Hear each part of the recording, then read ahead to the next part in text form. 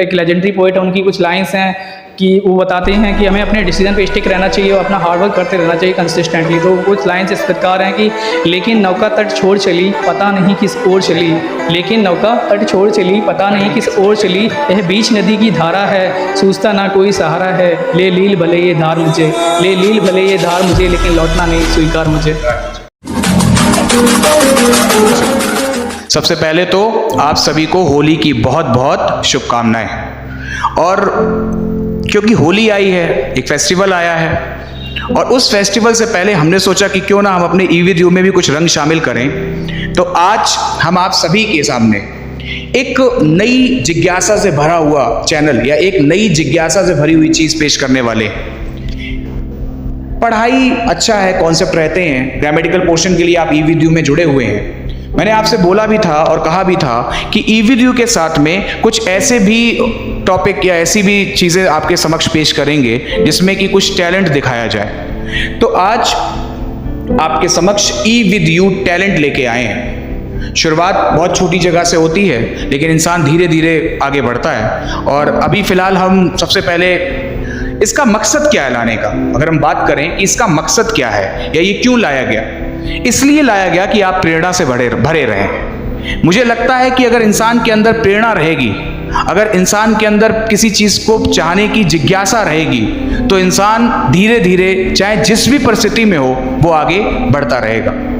आज आपके समक्ष एक ऐसे विद्यार्थी को लाएंगे, एक ऐसे स्टूडेंट को आपके समक्ष प्रस्तुत करेंगे जिससे आपको बहुत कुछ सीखने को मिलेगा। और हो सकता है कि वो विद्यार्थी से आप मिले भी हों अगर आप आसपास क्षेत्र के हैं तो, और नहीं, हाँ, शुरुआत यहाँ से हो रही है, धीरे धीरे फिर आगे आपको महान महान लोग मिलेंगे, कुछ ऐसे स्टूडेंट्स मिलेंगे जिन्होंने अपनी डिफिकल्टी, कैसी कैसी सिचुएशंस का सामना किया, कौन कौन सी डिफिकल्टीज थी, जिसको लेकर के, जिसको सहते हुए वो आगे आए। तो ऐसी सारी चीजें, ऐसी सारी परिस्थितियां आपको देखने को मिलेंगी। ईवीडियो टैलेंट को शुरू करने का मेरा मकसद ये है कि हम अपने आसपास के गांव, शहर या कस्बों के वो छोटे छुपे टैलेंट को दिखाने की कोशिश करें जो प्रस्तुत नहीं हो पाते, सामने नहीं आ पाते। उनमें बात तो बहुत होती है, लेकिन वही बात है कि प्रस्तुत कैसे कर सकता है। इंसान की प्रस्तुति वही होती है जहां पे उसके कई कारण हैं। पहला,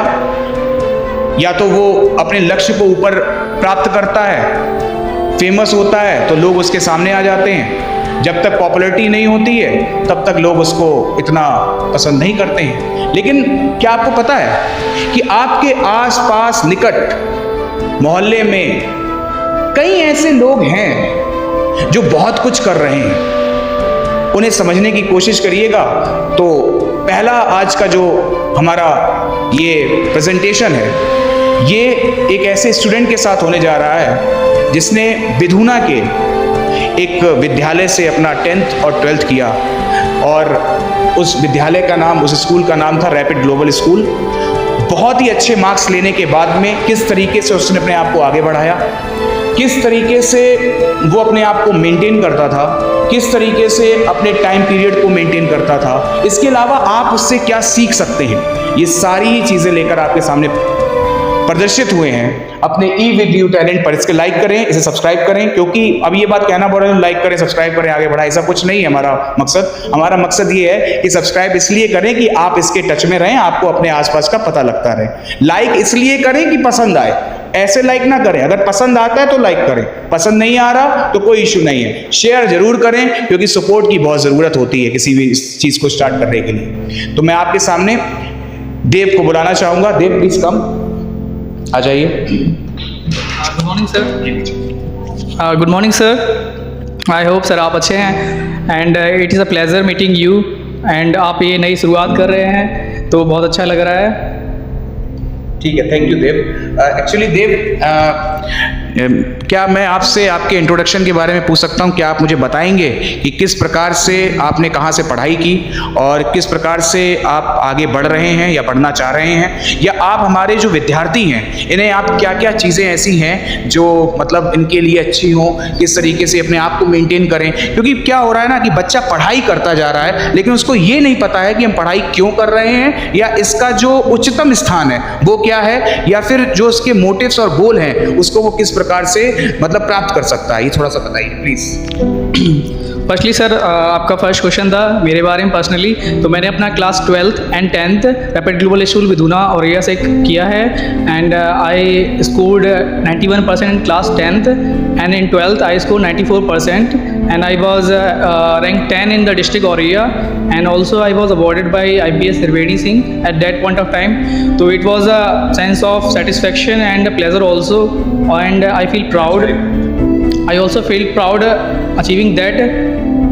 एंड सेकेंड थिंग जो आप बता रहे हैं कि स्टूडेंट्स का, तो फर्स्ट आई थिंक कि आजकल जो मैं फील कर पा रहा हूँ कि आप पेरेंट्स और उनके बच्चे के बीच में एक कम्युनिकेशन गैप जनरेट हो रहा है। पेरेंट्स अपने बच्चे से बात नहीं कर पा रहे हैं, और बच्चा अपने पेरेंट्स से अपने ड्रीम, अपने एस्पिरेशंस के बारे में शेयर नहीं कर पा रहा है जो वाकई में वो अचीव करना चाहता है। वो एक ट्रेंड में फंसा हुआ है, जैसे कि basically doctor, engineer, IAS, air force, यही सब में पढ़े हुए बच्चे, बट बहुत सारे बच्चे जो एंटरप्रेन्योर हैं, टेक्निकल टीम में जाना चाहते हैं, ट्रैवल गाइड बनना चाहते हैं, साइंटिस्ट बनना चाहते हैं, बट हमारी सोसाइटी उन चीज़ों को एक्सेप्ट नहीं करती है। और अगर कोई लीग से डिफरेंट करियर ऑप्शन को परस्यू करना चाहता है तो उन्हें बहुत सारा क्रिटिसिज्म फेस करने को मिलता है।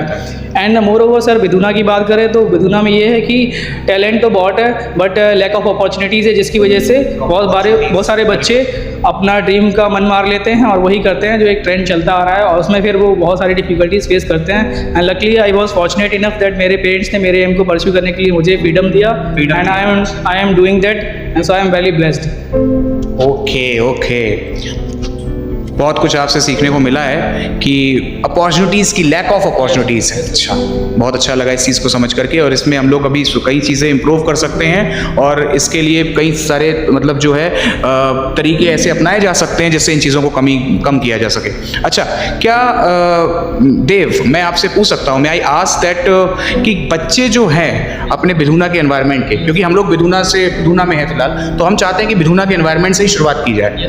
तो जो विधुना के एनवायरनमेंट के बच्चे, हमारे यहाँ के जो स्टूडेंट्स हैं, इनको मेनली आप क्या कहना चाहेंगे कि वो जैसे देखिएगा, एक युवावस्था आती है, जैसे ही वो बच्चा थोड़ा सा 10-12 क्रॉस कर रहा है या 10-12th में ही है, तो वो कहीं ना एजुकेशन से उतना नहीं जुड़ पा रहा है जितना कि बाहर बच्चे जुड़ रहे हैं। जैसे अगर हम बात करें, हमारे पास में ही एक गांव पड़ता, गेल गांव कहते हैं, जैसे आपने सुना होगा, DAV कॉलेज है वहाँ पे कुछ बच्चों को मैं मिला हूँ, और उनका जो तरीका है पढ़ने का, या उनका जो पढ़ने के तरीके के साथ साथ उनके अंदर जो मोटिवेशन है पढ़ाई को लेकर के, वो बहुत ज़्यादा है। उन्हें खुद पता है कि मुझे ये चीज़ करनी है, लेकिन अगर हम अपने आसपास की सराउंडिंग के बच्चों को देख रहे हैं तो यहाँ पर ऐसा नहीं पता है, पता उनको भी है, पर वो कर नहीं पा रहे हैं। तो क्या ऐसा है, या क्या रीजंस हैं इसके कि वो ये नहीं कर पा रहे, और क्या तरीका ऐसा हो सकता है देव जिससे वो ये सब काम जो है शुरू कर सकते हैं? पहली चीज़ ये आप मुझे बताएं, और दूसरी चीज़ मैं आपसे ये पूछना चाह रहा हूँ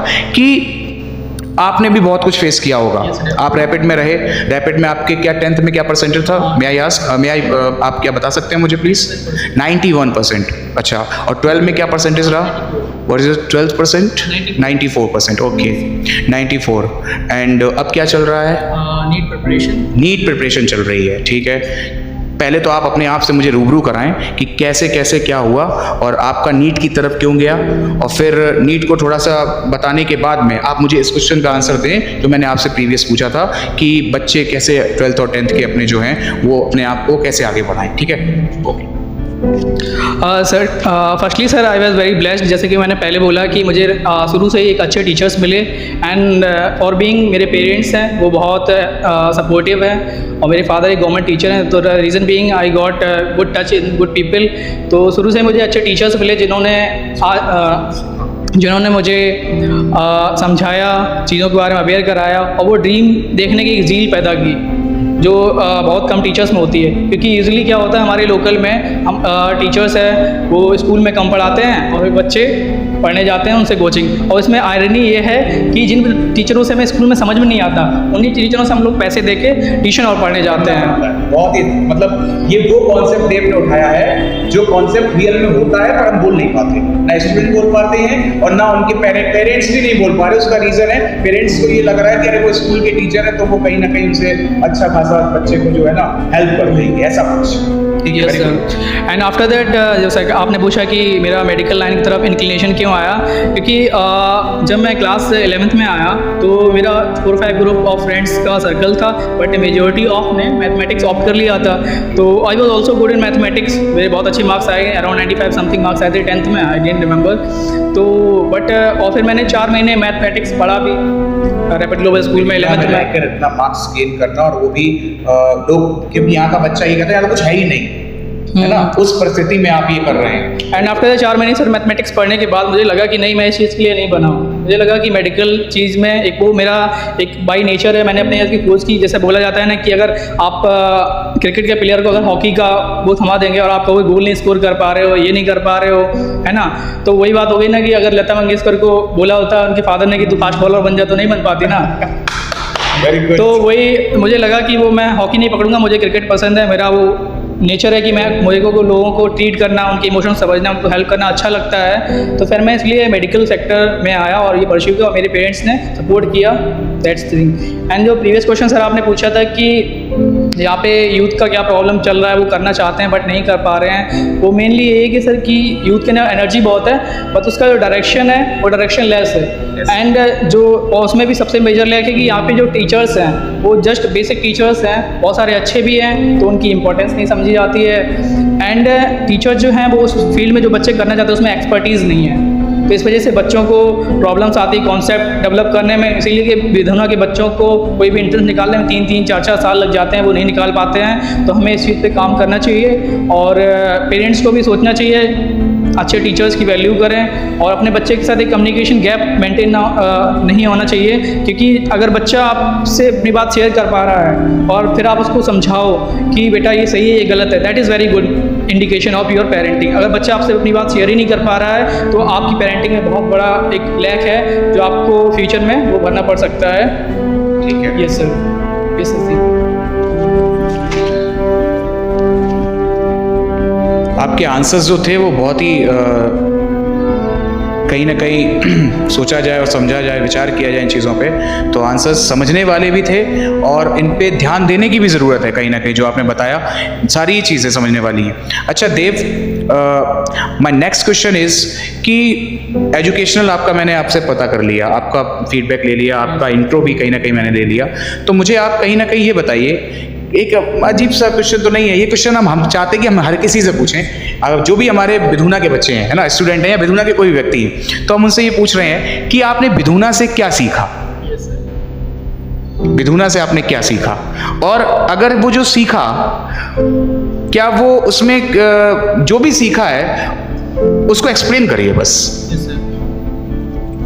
फर्स्टली सर विधुना में जैसे कि मैंने पहले बोला सर, टैलेंट बहुत है बट लैक ऑफ अपॉर्चुनिटीज़ है। बट बहुत सारे लोग जो यहाँ से भी रह के उन्होंने IIT वगैरह किया है, मेडिकल एंट्रेंस निकाले हैं, तो वो अपनी फैसिलिटीज़ वह उन्होंने जो सीखा है उस जर्नी से, जो उन्होंने प्रोसेस फॉलो किया था अपनी प्रिपरेशन में, तो वो यहाँ बांट सकते हैं, ताकि हम लोग जो तैयारी कर रहे हैं जिनके अंदर लैक ऑफ कॉन्फिडेंस है, क्योंकि प्रिपरेटरी फेज में होते हैं सर, हमारे पास एक सपोर्टिंग रोल नहीं होता, क्योंकि मेजोरिटी जो करियर हम परस्यू करते हैं उसमें हमारे पेरेंट्स को उतना ज़्यादा इन्फॉर्मेटिव नहीं होता है। तो और रही बात सर विधुना की, तो विधुना में काफ़ी सारे अच्छे स्कूल्स हैं जो हमें करियर में और एक ब्रॉड थिंकिंग डेवलप करने में हेल्प करते हैं। एंड मोर ओवर अब ओवर द टाइम जैसे सर आप स्टार्ट कर रहे हैं, ऐसे और भी बहुत अच्छे अच्छे टीचर्स हैं, पास्ट में रहे हैं, बहुत सारे विधुना से निकल के अच्छे अच्छे प्लेस पे लोग हैं, तो hopefully it is going to be a good journey.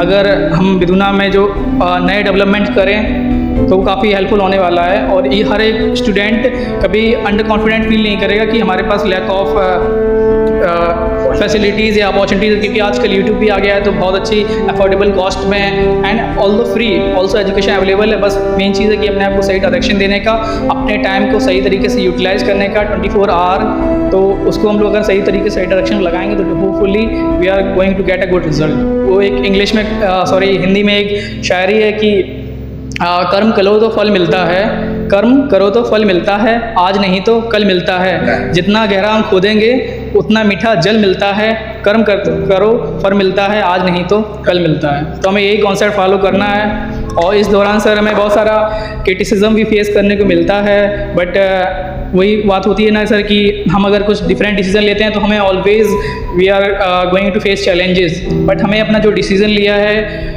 तो उस पर स्टिक रहना चाहिए। इसी को लेकर श्री हरवंश राय बच्चन जो एक लेजेंडरी पोइट है, उनकी कुछ लाइंस हैं कि वो बताते हैं कि हमें अपने डिसीजन पे स्टिक रहना चाहिए और अपना हार्डवर्क करते रहना चाहिए कंसिस्टेंटली। तो कुछ लाइंस इस प्रकार हैं कि लेकिन नौका तट छोड़ चली पता नहीं किस ओर चली, लेकिन नौका तट छोड़ चली पता नहीं किस ओर चली, यह बीच नदी की धारा है सूझता ना कोई सहारा है, ले लील भले ये धार मुझे, ले लील भले ये धार मुझे, लेकिन लौटना नहीं स्वीकार मुझे। Very good, very good, very good.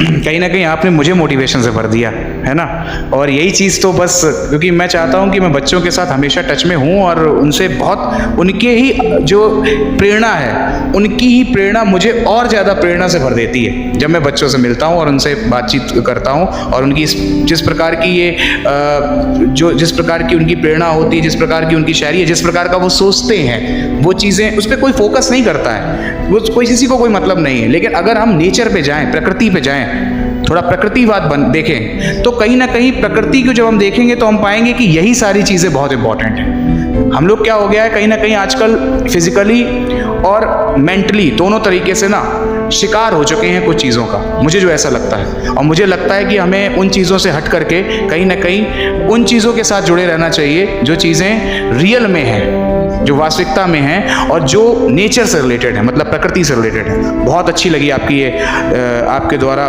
बोली गई चंद लाइनें, तो अच्छा लगा। और फिर आप लोग भी देख रहे होंगे, कहीं ना कहीं ये चीज़ समझ रहे होंगे कि विधुना में, I am just coming to you, तो मैं एक चीज़ आपको बताऊं, विधुना में किसी भी प्रकार की किसी भी चीज़ की कमी नहीं है। जैसा कि बच्चों के द्वारा बोला गया, आप बस वहां तक ना पहुंच नहीं पाते। अच्छा, मैं अगर आपसे कहूं कि आप अपने कमरे का हरा रंग देखिए, जहां पे भी आप बैठे हैं हरा रंग देखना शुरू करिए, जरा देखिए कहां कहां हरा रंग है। शुरू करिए 10, मैं 10 से लेके 1 तक काउंट कर रहा हूं, आप हरा रंग देखना शुरू करिए। ग्रीन, जितने भी आपके आसपास रंग है उसको देखिए, कलर को देखिए। 10, 9, 8, 7, 6, 5, 4, 3, 2, 1। क्लियर? आपने हरे रंग को देखा। अब आपने देख लिया होगा कि आपके घर में कितनी जगह पे हरा रंग है। देखा ना, आपको 5, 6, 7, 8 बिस्तर पे, दाएं बाएं मेज पे सब जगह दिख गया होगा। अब मैं अगर आपसे पूछ दूं कि आपने स्लेटी रंग देखा क्या? अब मैं आपसे इतना पूछ रहा हूं कि स्लेटी रंग कितनी जगह पे था, आप नहीं बता पाएंगे। एक्चुअल में क्या होता है ना, ये जो ब्रेन है, जिस तरफ आप देखेंगे आपको वैसा ही दिखाई देगा। आपने जब हरा देखने की कोशिश की ना, तो आपने स्लेटी पे फोकस नहीं किया। वैसे जब हम बुराइयों को देखना शुरू करते हैं ना, तो वैसे अच्छाइयां दिखाई नहीं देती। आप कोशिश ये करिए कि अपने अंदर की अच्छाइयों को देखना। जब आप किसी के अंदर की या अपने अंदर की या अपने एटमॉस्फेयर की अच्छाइयां देखना शुरू करेंगे, तो ही आपको अच्छाइयां दिखाई देंगी। एक लास्ट बात, और मैं इस बात के साथ में इस चीज़ को समाप्त करना चाहूँगा आज के इस सेशन को। और ये लास्ट कहीं ना कहीं एक क्वेश्चन और है मेरा देव से। देव, आप अपनी उस बात को भी रखिएगा जो आप अभी कहना चाह रहे थे, मैंने भी बीच में ही बात कही। और उसके साथ साथ एक मैं क्वेश्चन आपसे और करूँगा, क्या मंजिल को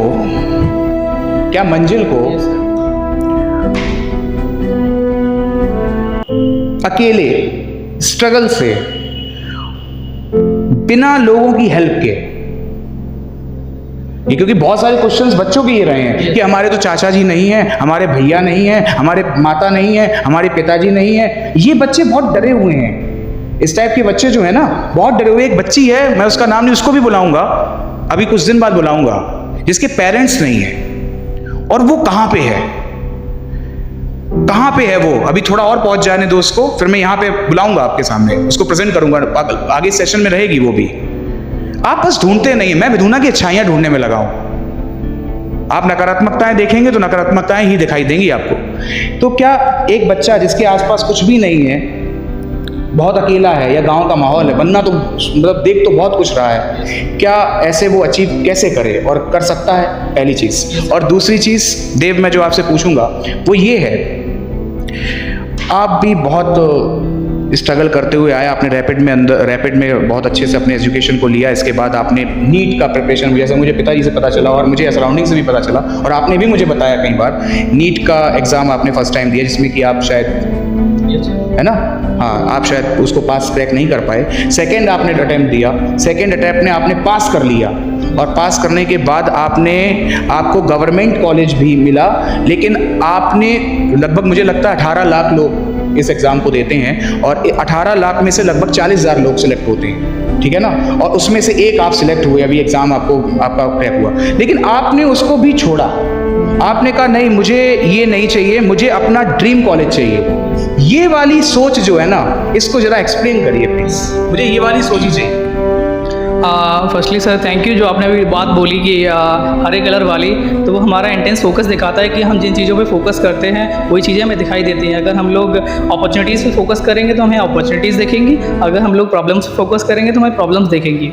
and now coming to this living something for a big dream, तो सर इसके लिए काफ़ी मुझे डिफ़िकल्टीज़ और क्रिटिसिज्म फेस करना पड़ा कि ये क्या पागल है, ये कर रहा है, छोड़ रहा है। But I feel sir that अभी तो मैं ग्रो कर रहा हूँ ओवर द टाइम। जब मैं 30th में पहुँचूँगा, 40th में पहुँचूँगा, तब मेरे पास और सारी प्रॉब्लम्स आएंगी definitely.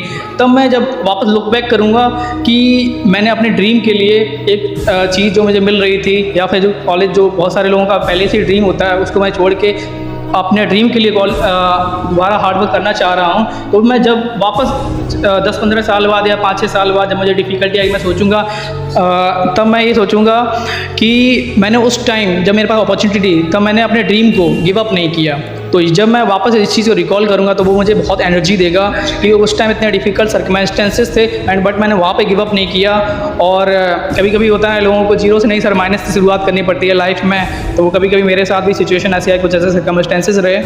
And last thing sir मैं ऐड करना चाहूँगा कि फ्रेंड्स का बहुत रोल होता है आपकी प्रिपरेशन में। जैसे कि कोरोना में सैनिटाइजर और मास्क का रोल था, तो अपने फ्रेंड्स को बहुत अच्छे से हमें चूज़ करना पड़ता है, और हमें बहुत ध्यान देना चाहिए क्योंकि वो हमारे गवर्निंग थिंग होते हैं आफ्टर पेरेंट्स, तो वो हमें हमारी डिफ़िकल्टीज़ फेज़ में हमेशा हेल्प करते रहते हैं। तो दैट इज़ अ वेरी मतलब difficult thing to choose, but वो बोलते हैं ना कि sir always very good people meet good people, correct, that is the thing sir. Thank you Dev, आपका इस सेशन में रहने के लिए और हमारे स्टूडेंट्स को मोटिवेट करने के लिए। फ़िलहाल आज के पूरे इस सेशन से, इस पूरी कन्वर्सेशन से हमने ये पाया कि लास्ट में ये जो एनर्जी है ना, ऊर्जा, ये हमेशा होनी चाहिए। लास्ट में वही देव ने भी कहा कि ऊर्जा हमेशा होनी चाहिए। ऊर्जा कई रूप में हो सकती है, विल पावर कह सकते हैं आप इसे, इच्छा शक्ति कह सकते हैं, इसे पॉजिटिव एनर्जी कह सकते हैं। और फिर पता है ना, कुछ लोग कहते हैं गॉड, ये जो गॉड है इसका कई परसेंटेज विल पावर और पॉजिटिव एनर्जी ही है। तो आप अपने अंदर विल पावर और पॉजिटिव एनर्जी हमेशा रखिए। मैंने वही चीज़ आपको कही, जिस चीज़ को आप देखेंगे ना वही चीज़ आपको मिलेगी। अपना नज़रिया बदलिए, अपनी सोच बदलिए, और किताबों में जाकर के सकारात्मक चीज़ों को ढूंढिए। कहीं गलत पहलू हैं तो उसके कई सही पहलू भी हैं, सकारात्मक चीज़ें भी हैं। आप अगर सकारात्मकता की तरफ चलेंगे तो आप नकारात्मकता को, तुरंत नकारात्मकता को फेस कर लेंगे, देख लेंगे और उसे गलत कर देंगे। आज के लिए इतना ही। आपका बहुत बहुत स्वागत है। आपको एक बार फिर से वेलकम करता हूं मैं अपने पेज में, ई विद यू टैलेंट, और इसको प्लीज सपोर्ट करें, आगे बढ़ाएं।